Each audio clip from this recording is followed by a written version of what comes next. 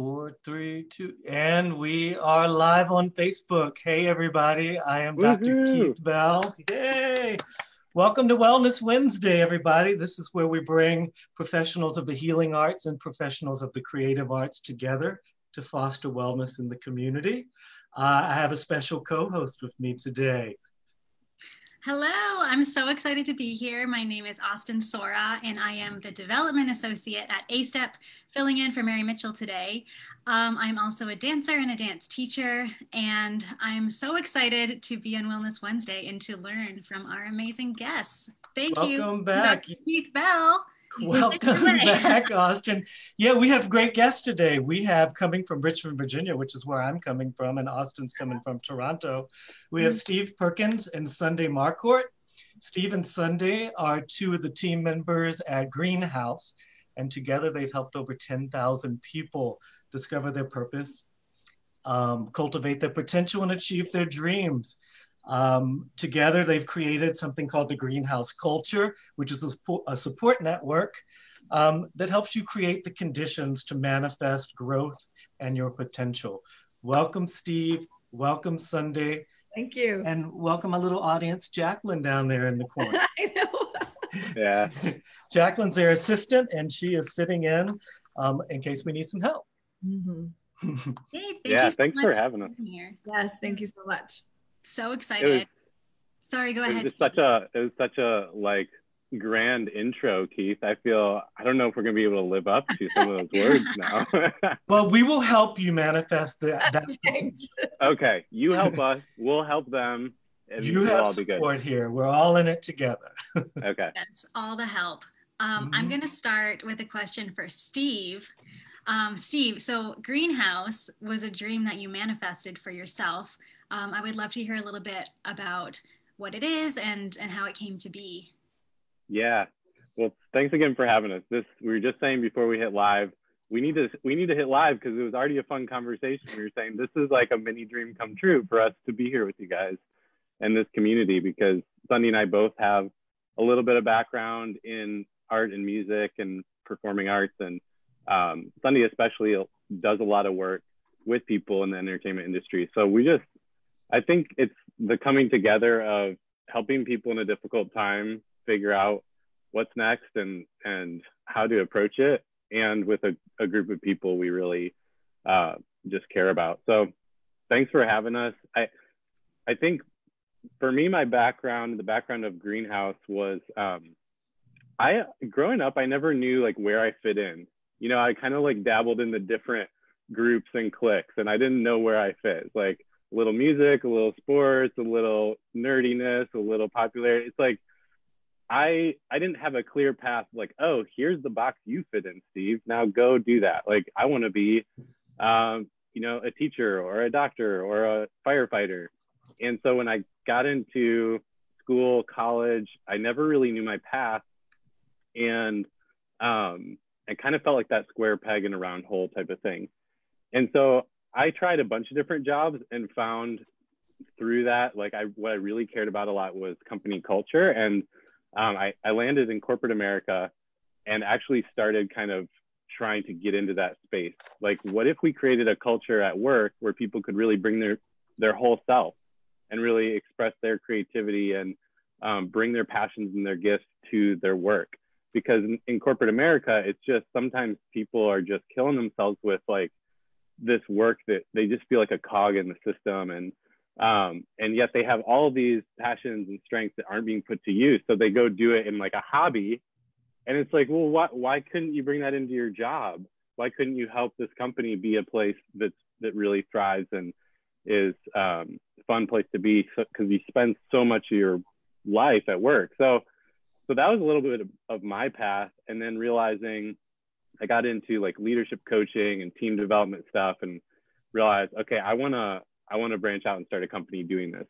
So the name Greenhouse, it actually came from, we're working on company culture stuff. And what I realized is everyone was trying to force these issues of like, how do you bring your best self? How do you really use your strengths and talents? And people just tried to force it and make it work, or like force it on their people, their employees, like, oh, just try harder, do better. And I was thinking back one day to this summer job I had at it was like an industrial greenhouse that grew flowers. Like picture you can just see for almost like a mile in this greenhouse, flowers growing everywhere. And my job was basically just to like sweep dirt all day.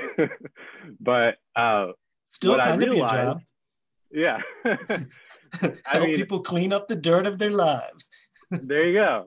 So that's the name greenhouse. No, it was definitely more nerdy than that. I was thinking about how these flowers, this whole greenhouse, it just grew these beautiful plants. But every day when I went into work and the other people, none of us really even touched the plants. Like we didn't work on the flowers. What we worked on was creating the environment. It was like, what's the temperature? What's the humidity? What's the soil like? It was the environment that let the plants thrive on their own. And so I started trying to think about how could you port that idea into our careers and the workplace? Like, what if you created an environment where people could just naturally grow into what they love, what they're good at, what they're meant to do? And so it's fun kind of talking to this audience here because a lot of people have accomplished a lot of that. But so anyway, that's where the name Greenhouse came from, was like, how can we just help people create an environment, not just in the workplace, but in their own lives where they can flourish and be what they're meant to be. And we just love doing that through coaching and training and speaking and stuff like that.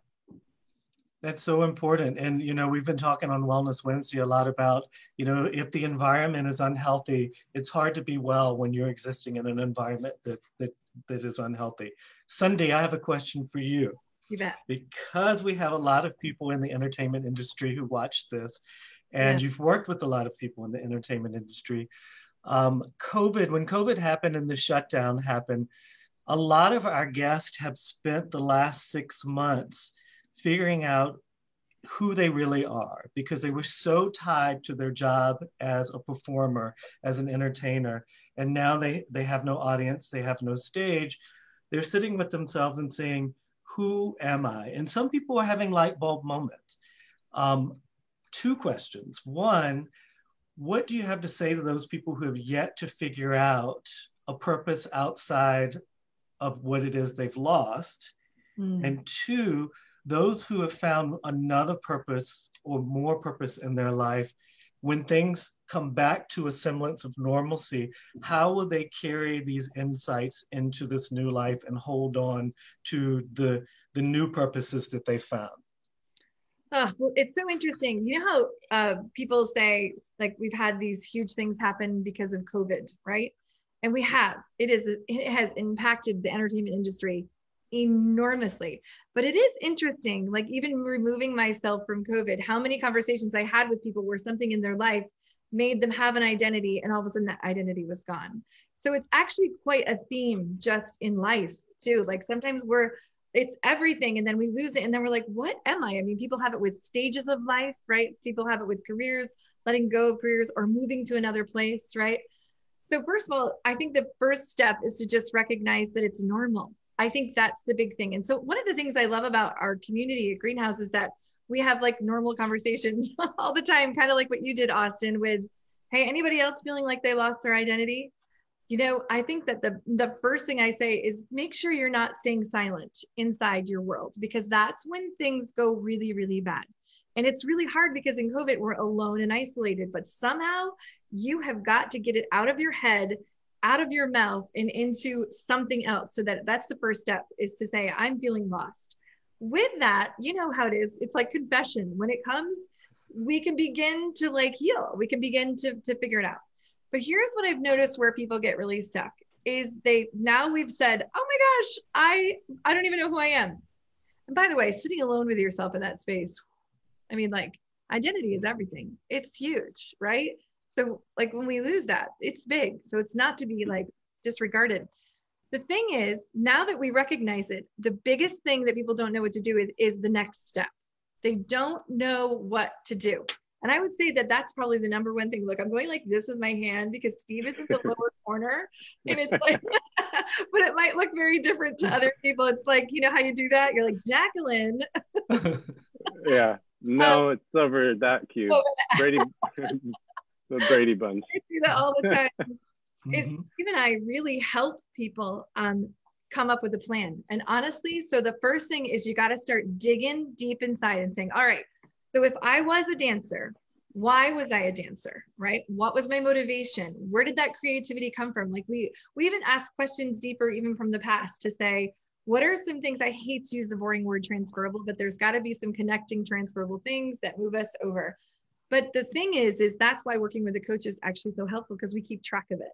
You said this last time. What are you going to do with that? Does that make sense? Mhm. And then honestly, that's step one, is keeping track. So I really encourage people to journal too, and make sure any idea that they're having, that they're keeping track of it, because it gets lost in our head, right? It does. And then the other one is just, you got to talk to other people. So if you had an idea, Austin, when you were trying to figure out what to do, I am sure that there was a series of conversations with other people before it actually kind of completely came into a decision. Isn't that right? Yeah, definitely. I mean, I think that just for some context, the last time I was on here, we were talking about how I'm a dancer. I don't feel motivated to dance. And I was having an identity crisis, and I made a post about it. And I had a flood of people come in saying that they were feeling the same way. And in that, I think, first of all, getting it off my chest felt incredible. And then having the response to know that I wasn't alone and feeling that was also so comforting, and just made me, in the moment I felt like, is this normal? And just as you said, like it's normal when you're going through a shift in life. So it's great to hear you reiterate that. Yeah. Yeah. And to your second point, I feel like that is, first of all, it is to come. I think it's going to be an interesting thing, because I definitely would say that when I've had beautiful heights in my career in my past, where I thought that was like awesome, like I'm not sure I could ever get past that. Like, I'm sorry, but like being on Phantom of the Opera, Austin, to me is like, wow, like that's probably my favorite musical ever, by the way. So to you, that might be like, I made it, right? But now you're doing this new thing. So then what's going to happen is you're going to move into this place where the world opens up again, and they're going to assess whether or not going back to the old you feels like the old you. Do you know what I mean? Or whether it's supposed to be a combination of the both, of both, or if it really just was this for a season. I was just talking to someone this morning who actually had a death in their family. So not to be morbid, and she was talking about a career that she chose that only was for recovery. It was a recovery career. So like she did it just to recover from the pain of her loss. And then she never went back to it again. So it'll probably look different for different people. Yeah, definitely. And I'll say that I think artists and non-artists alike are going to come out of this pandemic different people. And I think that all that we learn during this time is just going to make us more prepared and stronger for the future. So yeah. Exciting. Yeah, and there are so many, artists and people like yourself, Austin, have so many unique talents, like things that, we look at things like personality assessments a lot in our work. And there are categories where there's some things that are more common, like just statistically, a greater percentage of the population has those kind of traits or skills. And then there's things like, for example, I look at this as a business owner, like visionaries are less than 3% of the population. That's kind of interesting. So they have a perspective to offer that most people would be like, whoa, I've never thought of that. And I find it similar with artists, where like I have a friend who was an actress, and right now she's doing some like helping people in the corporate environment, like in work teams, who need to be more adaptive. And obviously this year we've learned, like, we need to be able to adapt to change. We need to be able to think on our feet and be creative and problem solvers. So she's using like improv skills to teach to them how, like, teaching improv as a means to teach creative problem solving and change management. And it's like, well, to you, see, here's the thing, to that artist, that's just the water she swims in every day. She's like, well, I don't have anything unique to offer. That's just the stuff I do. Everyone thinks like this. Wrong. Most people don't think like she does. And she could say something that's very mundane and like normal to her. And it's mind-blowing, game-changing, life-altering to her audience. Mm-hmm. And we see that all the time. It's like the things that I've done naturally my whole life, I just take for granted. I think like, well, everyone knows that. And then I open my mouth. That's like what we've learned in podcasting. We open our mouth and say something we think isn't that interesting, and other people are like, whoa, I never thought of that, or I never looked at it that way. Yeah. And I think artists actually have a unique opportunity right now to offer perspectives and skills that that so many people don't have, and maybe need in different places. Yeah, connecting to that improv thing, you know, I actually have seen improv speakers speak in corporate. See, that's a very transferable thing, because you know what they have to offer corporate? First of all, depending and leaning on your team. And in improv, you're never a one man. You know, you depend, and you can't leave your man standing there alone. If he comes up with a dumb idea on the stage, you got to support him. You got it? And number two, the boldness to just say something. I can't tell you how many improv people have come in and worked with like advertising teams or marketing teams who have just helped people who are like afraid to get their good thought out of their mouth and say, listen, you gotta do it. You gotta say it, because your good thought could lead to this one, which could actually lead to the one we end up with. And your first thought that maybe you thought was insignificant was the thing that led there. And improv people help people find that. That's like an example of a thing in which was one thing they did, but now they're doing it in a different place. I'm glad, Steve, that you brought up personality assessments, because I found that in my job, you know, I work with a lot of people who have burnt out on a physical level. So I work with them to actually to get their energy back and to get their passion back. And I've heard both of you say, Sundie and Steve, that we tend to box ourselves in, and we box ourselves in and we limit ourselves. And I found in my work that a lot of people, without doing some type of personality assessment, are not even aware of what their strengths are. And they're working in a position where they're only utilizing their weaknesses or something that comes to them not easily. Can you talk to me a little bit about how you all use your assessments to get people to see themselves outside of that box that they have created around themselves? Yes. Do we have 10 more hours? Yes. This is our favorite topic. Okay. I just want to say, for anyone listening, we will definitely share some practical things. I think it's easy to talk about this stuff. Most people, you need a practical, like, what do I do with this? So I want to get there in a minute, but first I just want to connect the dots of what we were just saying to this, and hopefully free some people up. This is a perspective I hold. You don't have to agree, but I think that we can tend to think as artists like we're selling out if we try to go somewhere the money is. And I think right now, more than ever, we need to be creative and pivot and try some new things. And I just hopefully want to free some people up to say, like, look where the money's at, and it's okay to maybe try something for now in order to fill the gap. And it's just for now, it's not forever. It doesn't have to be forever. But, you know, we're mentioning these ideas like, oh, the improv actress who is teaching in corporate, like, it doesn't have to be forever. But guess what? They still have income happening right now, and that can fill a gap and a need for her, but it can also help those people. And maybe it's just for a season. I just wanted to say that because I feel that tension myself a lot. Yeah. So here's the thing, Keith, with the personality stuff. You're right. And we deal with this all the time too. People tend to focus, I think our culture and a lot of places we may have grown up or worked, there's this mentality of like, we need to be well balanced. You need to work on your weaknesses. Like, oh, here's the thing you're not good at, get better at that. And that's the focus. Because I think we're problem-oriented creatures. And so it creates this culture over time where, yeah, we're spending all our extra energy. It's like after the groceries are bought, the dishes are done, and, you know, our task list is done. We have this much energy left, and we spend it on trying to get better at the things we'll never be good at. And this like crushes my heart because I really believe, like, let's spend our extra energy on taking the things we're great at and making them even better. And so if you can picture, I always picture a scale of like -10, 0, +10.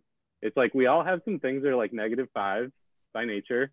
We have a bunch of stuff that's around 0, We maybe have a couple of things that are like 7 or 8. What if I spent my extra energy bringing those 8s to like 12?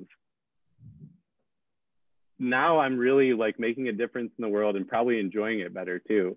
Whereas bringing those -5s up to like a 0 at best, it's not making a difference, and I'm actually completely drained or frustrated.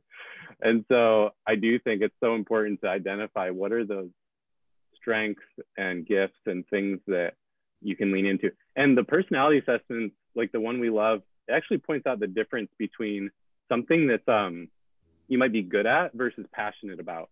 Mm-hmm. And they're different, right? They're so different. And so sometimes we get rewarded and accolades for the things that we're just good at over time, and we become better and better at them, but they actually might drain us. And there might be a different set of things that gives us energy. And this distinguishing between those two is also, I find, like a real aha moment for people. Mm-hmm. Mm-hmm. Yeah, I was just going to say that I was just talking recently to someone about why assessments are so good. And I think that the bottom line is I recognize that they're a psychological test, right? You can twist and turn them if you want, right? And people are like, when people throw away the validity of them. And also sometimes they change a little relative to our mood, right? Like it depends on what mood I was in that day. But if you take them consistently, they're like sometimes over time, and really try to clear your head and say, all right, don't overthink your answer, just answer. If you do that, you tend to get a little bit more of a better assessment. But here's why people like them and need them sometimes is every human being is looking for clarity. They're looking for clarity. And so when you feel a little lost because maybe your identity is gone, just that personality assessment starts to remind us, okay, let me at least be clear about who I am. Right. Let me just start there again. And you're like, all right, so like there's no denying my team that works with me that I am a squirrel girl, which means that I am easily distracted. I like change. Do you know what I mean? I am distracted easy, right? It's like, okay, so don't forget that that's who I am. There's nothing wrong with it. So what can I do with it? Mm-hmm. You know, and especially right now, like we just need to be encouraged because everything feels like it's changing around us. So maybe go back to the baseline of just who am I? So clarity. I think clarity helps us because just like, you know, anyone who's trying to figure out what to do, if you don't know who you are, how do you even figure out how to move forward? Right. Keith, in your burnout work, have you come across certain tools you like or approaches to think about that? Yeah, most of mine is in Chinese medicine. So I actually use acupuncture and Chinese herbs to address the underlying issues of why people burn out and when they burn out. I do like to do an assessment where people can see what their strengths and weaknesses are. So sometimes I use like the VIA survey that tells you what your virtues and your strengths are. And it's funny that you all say this because I'm very much a squirrel boy. And this business would not run if I did not know what my weaknesses are. And I found people with those weaknesses of mine is their strengths. Mm-hmm. So, I mean, what's kept us going for 20 years is I know I need someone to organize my life and to keep me grounded. And so I have people to do those tasks. But, you know, as far as my burnout work is concerned, the most interesting, and maybe this is a question for you two too, and how you address this, is I've seen a lot of burnout tied to trauma. And so people will have unprocessed trauma. It can be from childhood, it can be middle age, it could be the death of a family member, as you were saying, Sundie, and they never process the trauma, and then their work starts reflecting that trauma back to them. And they don't even realize that they had been traumatized and they were reacting. And this is something I've heard, I think Sundie, in one of your presentations, you were talking about reactive mode versus intentional mode. One of you were talking about that. So I find a lot of people in reactive mode. Yeah. But I treat them, I don't do coaching. So how do you all take people from a reactive mode and get them into an intentional mode as a coach? Yeah, I love your questions. This is great. We really need to sit here all day. And I also love, by the way, how you think so holistically. Yeah. And everybody, I've been a patient and a client of Keith's, I can attest to what you just said. It's, we are a whole person, but our culture, at least here in America, has been this compartmentalizing. So yeah, it's like, well, who, my work self, or this person, my personal life, my work life, or personality test versus like physical healing practices. It's all tied together, right? And so we love helping people think, identify threads or themes throughout those different like categories of your life. Yeah. I found one of the best things, and anyone listening, you can do this today, is spend some time with a journal thinking about what did you play as a kid? Like just naturally, before you were all jaded with all these ideas and influences, what did you naturally play? And what was like your go-to thing? And I promise you, if you really take enough time to think about it, or maybe process through with somebody, you'll find these threads of things that brought you life and joy, things that were like natural for you. And then you can start connecting it to like your career today. And so, yeah, when we talk about like getting intentional, it's things like that, just making the space to reflect and to ask yourself questions that you wouldn't ever think about in your hurried, busy life, or that other people wouldn't ask, because we don't tend to ask each other good questions as friends. That's why this is so refreshing right now. Yeah. And so questions like that.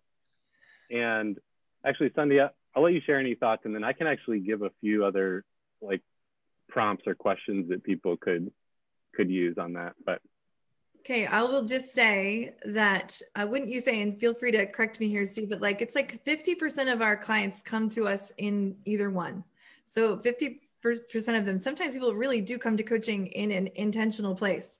They're saying, all right, I'm good, but in 3 years, I want to make sure I know what I want. Does that make sense? And so those are like fun to work with in some ways, because there is no rush. You get it? They're like already kind of not burnout. But I would say the other 50%, especially during COVID, it's been mostly reactive. It's been mostly, so they're like about to hit rock bottom, and they come and they come to talk to us. And so of course, sometimes really honestly, I hate to say it's so simple, but like sometimes I tell people like, what do you need to do right now though, to make sure that you know how to build forward? First, is there anything you need to do just like right now? So what I mean by that is like, do you need to keep working and keep your head in a good place while you keep working, and kind of like compartmentalize your emotions so that you can move forward? Do you need to leave? Do you need to step down? Do you walk away? Do you need to talk to your partner and maybe switch roles? You get it? It's like, so first I have to figure out where I'm at to find the emotional energy to be intentional with what's next. Right. that's good. And I think another thing that I find helpful and that we talk about a lot is invisible rhythm.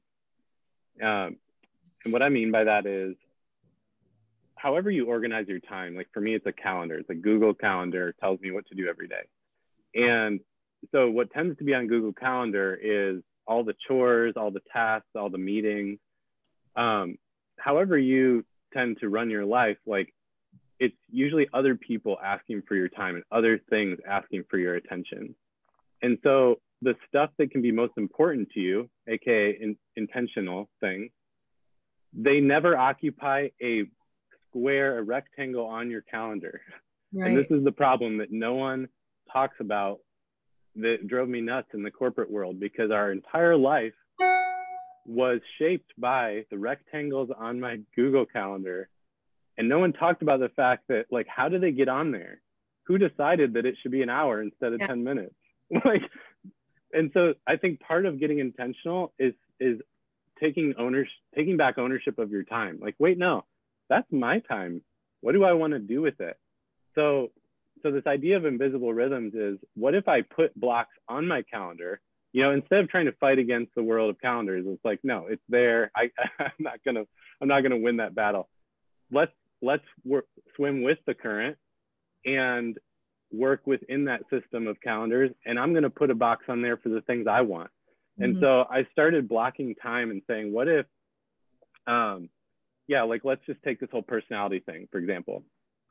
I don't have a boss or a family member or anyone in my life asking me to stop and think about my personality, right? So it's never a square on there. Right. So what if I put a big 2-hour block, like go 2 weeks out where my calendar is actually free, or right now maybe everybody's got just all the time free.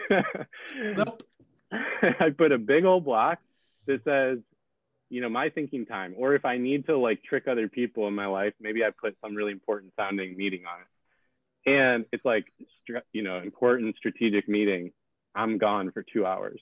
And I'm actually going to spend that time on the intentional things that I need for myself. And if you're a person, like most artists want to help other people. And so we give ourselves away all day. And it's like, but you can't help people very well if you're not helping yourself first and getting yourself in a healthy place, right? So putting those blocks in the calendar, I shouldn't feel guilty. I should actually be like, that should be priority. And so I call it invisible rhythms, because it's like, now it's become a practice of every week there's some of those blocks. It's a rhythm where there is something there that's like an invisible thing. No one else is not occupying physical space in my life, but I'm making it physical by putting it on the calendar. So literally, like when you think about New Year's resolutions or goals or like vision for your life, I put these things on the calendar now. It's like, hey, once a month, I'm going to actually read the thing I wrote in my journal about my goals. That's important. Now it's like actually there. Really, really magical. I know. It's just like, you have no idea how just that thing that Steve talked about can really change your life, because you know how our days can become filled even with nothingness. Do you agree? It's like, this can fill our day, even when we're like, I don't know who I am. And so then it's like, it's just, but if we like put blocks that say, all right, Austin, you were in build mode. This week, all I want you to do is to think, what time during the week are you going to at least reach out to 4 people to talk to about your idea? You get it? And it's like, that's not a meeting. That's a invisible rhythm. It changes the game. Just one little example I was just telling Steve about was I was just coaching someone in corporate who said that a big aha moment for them was that they felt like they didn't put enough time in their week towards helping others at work, like someone lower level, like to, you know, because he'd gotten up here. And I was like, great. And then he was like, yeah. And I was like, so now what are you going to do about it? He's like, oh, I was like, because nothing will change from just you telling me that if you don't like proactively do something. And so he said, all right. He's like, so I think this is what I'm going to do. Every Friday, he wrote a 2 hour at 2 o'clock, just 1 hour. He said from 2 to 3, I'm going to make sure that hour is devoted toward something. He doesn't know what it means yet. It just means it's got to be about someone else in the company, not in his org, not on his team, that says, what can I do to help? See, that's when change starts to take place. Yeah, I love how actionable these steps are, and that you can understand how they really contribute to long-term change. And I also love your philosophy about kind of looking internally and doing that deep work about getting back to what you were saying about your strengths and your weaknesses and all that. And just what I'm gathering from what you're saying is basically to figure out what your needs are, but also in a non-judgmental way. Like you were saying, Steve, that artists like to give so much of themselves to other people. And I think that it's really important to be able to give yourself permission to take the time for yourself and to recognize that that's important. So it's good to hear that. It feels, it's just like nice to be able to know that you have that permission to take care of yourself and that it is in fact important. So important. Yeah. And I love that you all talk about just, it can be small steps, because I'm one of those people that everything is great or everything is ruined. And, you know, it's like when I want to make a change, my husband calls me out on this all the time, is when I want to make a change, I want to change everything. And it's impossible. It's impossible. So I've seen both of you all point out that, small actionable steps and the little steps actually can lead to the big change. Yeah. Well, yeah, I mean, just look at what you do. Like, you know, one of my experiences with you was acupuncture, and you don't just come in once and like everything's healed, right? It has to be. You even told me this once because I kind of wanted it to be that way. Like, no, you have to. It's coming each week over time, right? It takes time, and this is what I love about the holistic mindset is so use that as a space and time to do some of this reflection. I mean, what a better place. You've already created that environment. A lot of the kind of stresses and distractions are stripped away, and you're already helping somebody focus in on themselves in this way. Like, use a space like that to be reflective. And it sounds so nerdy sometimes, but I try to actually think about like, where are the places where ideas click, or, you know, dots connect. For me, when I'm driving is a big one. So sometimes if I have a longer drive, I'll actually go into it. This is embarrassing to say publicly. I'll think beforehand, like, okay, I've got this drive. You know, is there something I've been trying to think about, or like an idea that I've been trying to, because I can't just like sit here in front of my computer and voila, like it all clicks. And so I'll actually intentionally use the drive to think about it. Like, what if you used an acupuncture session to say, okay, I'm going to use that time and kind of try to be reflective around this one question that I want to think about, or I think it can all work together that way. I really want to share like a little exercise. Can we do that with people? Yes. Okay. Is that taking us off, or do you want to go somewhere else? You're the guest. You're here to teach us. Okay. It's dangerous. When you saw we had a pen in hand, it's like, oh, we're doing work today. Oh, okay. Okay. So anyone listening, if you can right now, grab a pen and paper, or somewhere to jot thoughts down, or just kind of write down what I tell you, and you can do it later. All right. This is like a self-reflection exercise we like to do. And it's around the idea you mentioned, Keith, and Austin, you mentioned as well, of, okay, my identity has been wrapped up in this certain role or thing that I've done. And so we tend to box ourselves in and think like, well, that's who I am. And it's hard to think of ourselves objectively outside of that box. Even if that box was a very creative, kind of open-ended thing, it's still like, well, that's who I am. And so the idea of this exercise is, how do you like step outside the box? This is kind of like a little hack to step outside the box and look at yourself from up here, almost removed from that role you were in. It's like, who am I apart from that? Because like Sundie mentioned, there might be things about me that could apply in different areas of my life, or different career fields or job roles. This is almost always true, like we mentioned with the improv person. So there's three parts to this. There's kind of three questions, and it's the what, the where, and the why. What, where, and why. And so you kind of want to reflect on each one at a time. And I like to, you know, get a beverage of your choice for this activity. Get some good vibes going, the music you need. You really need to set the stage, okay? The what, you want to think about, what are the types of like tasks or activities that I really enjoyed in any kind of experience. So start with like, what was a mountaintop experience for you in your career, or what was like the last role that you played, or maybe even that question of what you did what you played as a kid. Like, take one of those scenarios and look at it and say, what were the different like activities I did? So maybe we just play this out, like Austin, in your dancing role in Phantom of the Opera, like give me three different very specific like activities or task type of skills that you used in that role. Let's see. It's so funny because immediately I'm like, I danced, but okay, let's get specific. Okay, dance. Perfect. Let's start there. Which I think is separate from performing for an audience. And then connecting with my peers backstage, whether it be the wardrobe department or, you know, just, I loved connecting with all different types of people. Yeah. Okay. So dancing, connecting with the people backstage. What did you do to prepare for a performance beforehand?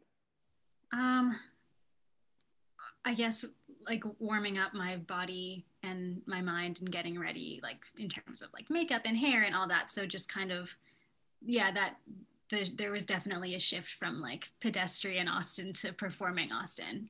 Yeah. Okay, so there's an example where we could probably break down like 10 different things in what you just said, but I'll draw out one, which is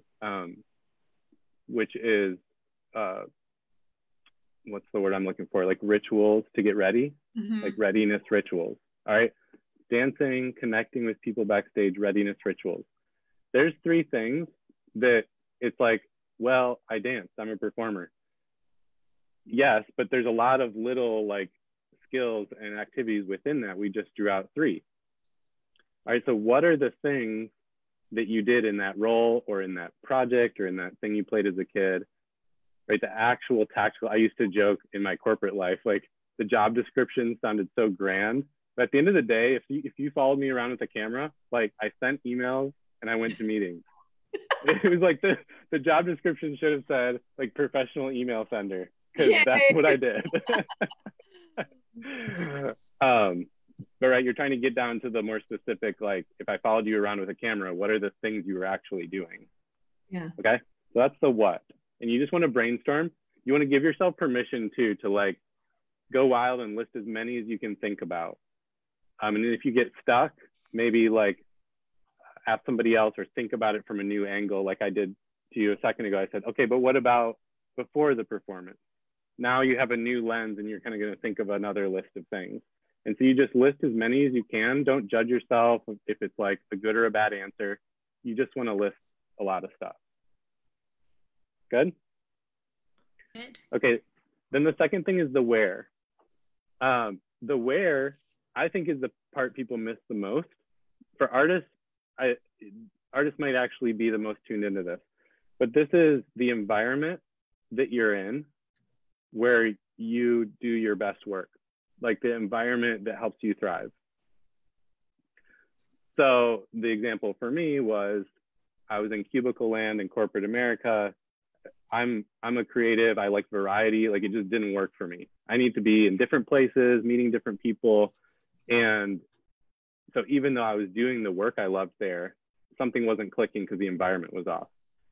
So you want to think about the culture or the surroundings. So can I keep using you as a guinea pig, Austin? Yeah, definitely.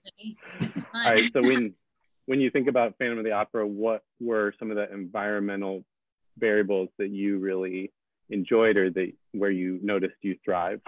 Yeah, so this is actually I think, good example for this because I was on the tour. So every 2 weeks we were in a new city, which is definitely changing up the where all the time.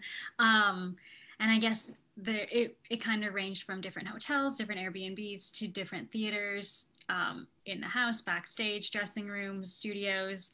So kind of where were the places you really looked forward to? The stage. Is that cliche? No. Makes sense.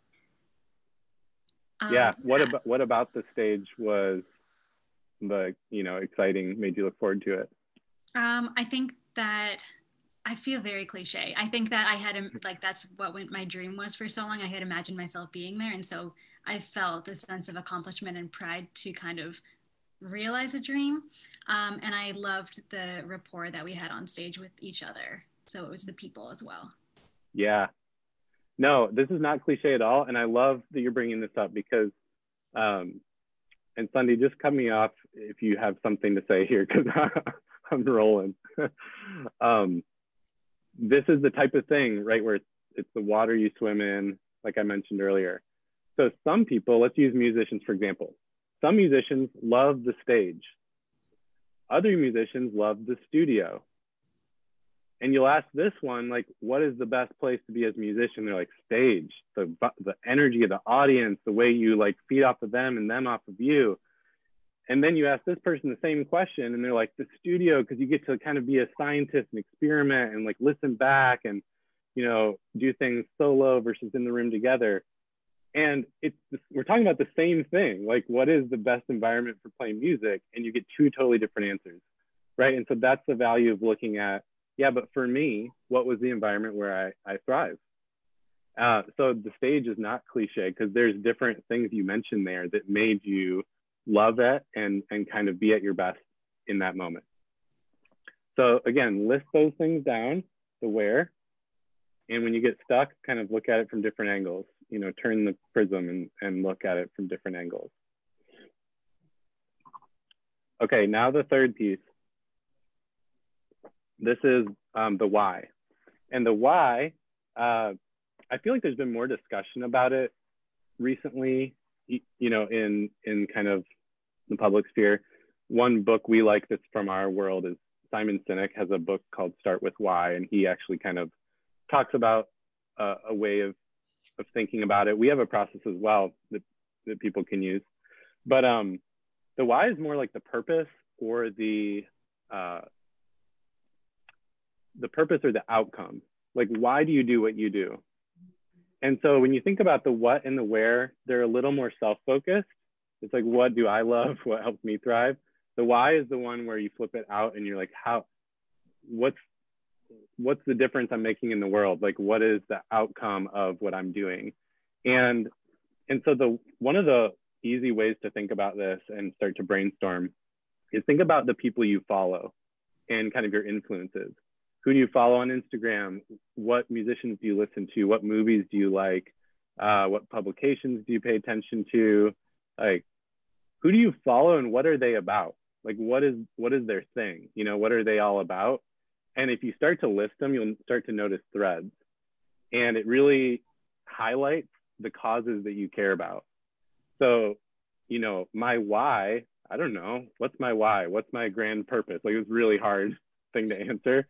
But if I start looking at all the people I follow, it's like, oh, I follow Austin and Keith, and they're all about like helping artists thrive. Wow, like I'm noticing this thread that I really care deeply about helping artists thrive.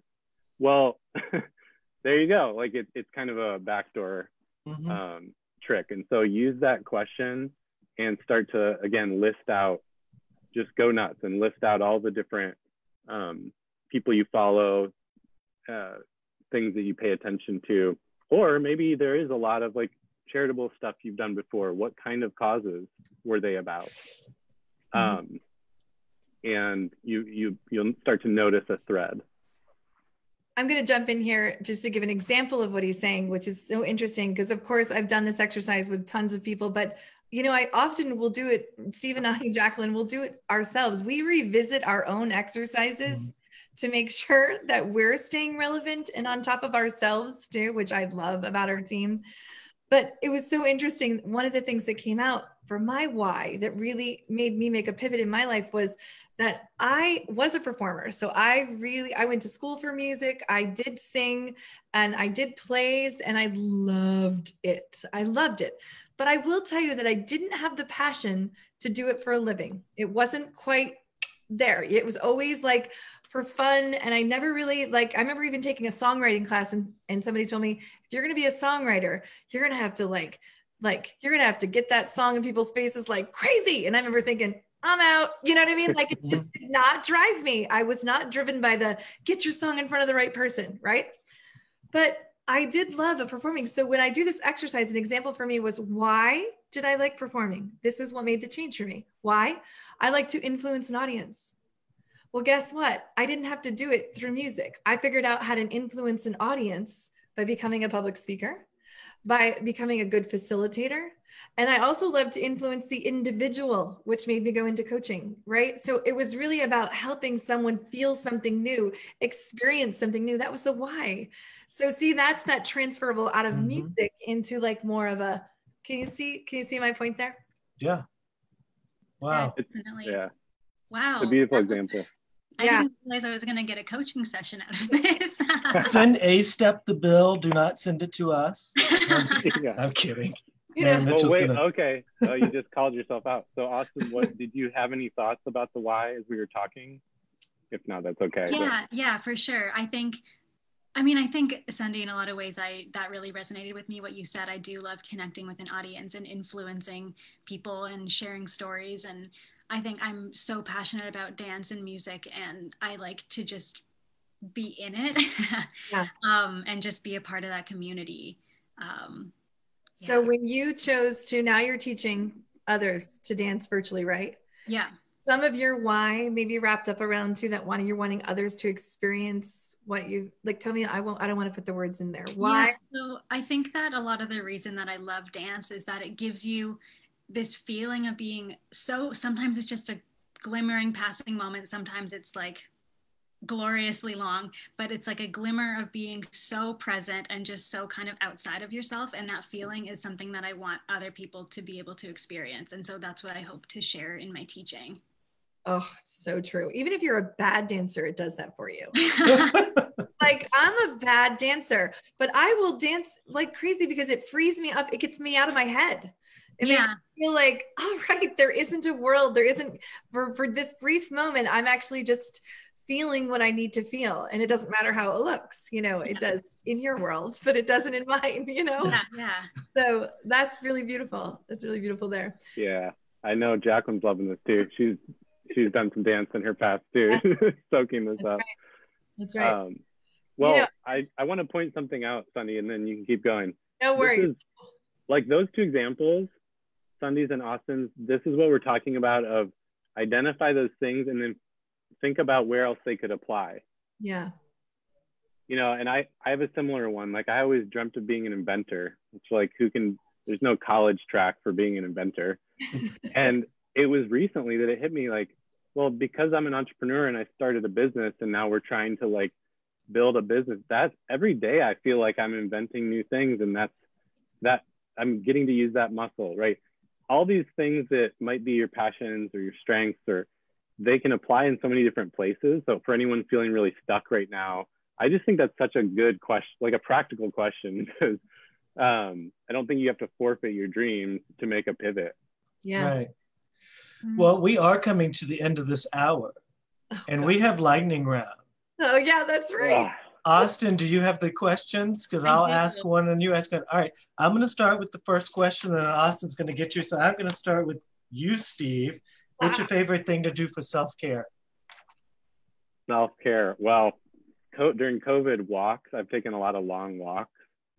So I'll go with that one right now. And Sundie? Walk. Sorry, it's been my same thing. Lots of walking in between clients. So coach, walk. Coach, walk. That's what I love that. I love a good walk. Mm-hmm. All right. What do you love to do first thing in the morning? Sundie? Have a cup of tea with frothy milk and 2 Splenda, completely alone before anyone else in the household wakes up. Love it. That's good. I'm still trying to get better at this, but stretching, I think, gosh, we were just talking about this yesterday. I was like, I need to do some yoga or something. I've been stretching because I just feel my body is so tense and stiff. And it's actually been a really nice, I'm trying to do that more right when I wake up, stretching. Right. Steve, what's your favorite food? Oh, favorite food. Okay, Richmond's a foodie town. There's this whiskey bar that makes these bacon wrapped dates. I don't know why, that's the first thing that came to mind. It's bacon wrapped dates at McCormick's Whiskey Bar. Done. I love McCormick's. Sundie? Mine is penne alla vodka and has been forever. It's like the best pasta She knows what she likes. I know. I love that. All right. Sundie, beach or mountains? Oh, mountains. Steve? How does one answer this question? I'll go beach. You can say British Columbia. Austin just got back and I saw the beautiful pictures of the mountains and the beaches all together. Oh, combined. Yeah. Perfect combo. All right, Sundie, where do you think of as home? Upstate New York. Steve? Guys, these are hard. Where do I think of as home? Richmond, Virginia. All right. Steve, how do you deal with being angry? Well, I learned a new trick yesterday. You take an empty empty egg carton, and you punch the little hole, all 12 of them. Somebody who's a really weird person taught me that. Have you tried it? She's in the square below me here. So I just have to just interject right there that my 8-year-old, we told her to do that because she has a lot of feelings over COVID. So we've been saving 8 cartons. We're like, poke away. And so a girl in our neighborhood got angry the other day, and Leah confidently walked out with an 8 carton and just handed it to her like it was normal. There you I go. think it should be normal. Yeah, I honestly, I think to be honest, I bottle it up a lot. So I'm actually going to try it. I tried it this morning, Sundie. That's right. Bottling up anger and then stretching. Y'all better watch out. Right. You better watch out. He's like, you need to come see me ASAP. Right. Sundie, how do you deal with it? I get quiet. I just get quiet. Yeah. Sundie, what sound do you love? This what sound do I love? Mm-hmm. I love the sound of music with no words. Okay. Steve? There is this little stream near where I live, and I've noticed lately, I really enjoy, it's got like this mini waterfall trickle thing going on. That's a good Austin has the last question. The last one. This is my favorite question. All right, Sundie, if you were a spice, what spice would you be? Oh my goodness. Allspice. Ooh, good one. Steve? Oh my gosh, that's hilarious. I've discovered this new one called Everything Bagel. I don't know if this counts as a spice. Was my It counts. answer. It was her answer. So good. Right? Because it's got like some sweet and some salty. Yeah, it's perfect. Mm-hmm. So good. It's so good. All right, before we say goodbye, tell us where people can find you and what you have coming up, because you have some free offers coming up. Yeah, thanks for asking. Well, you know, with COVID, like everyone, we've been doing more digital like this. So we've been doing some free workshops and webinars. Our website is called greenhouseculture.co. And actually on the homepage there, you can click to sign up for the next live workshop we're doing. But those have been really fun, and we just share other tips and thoughts for people. Also on the website, you can see, we talked about our membership community, the Greenhouse Network, and it's just a great place to join, because the problem in the coaching world is a lot of stuff's really expensive. So we tried to make something really affordable for people. Mm-hmm. And it's a community, and there's a lot of creatives in the group.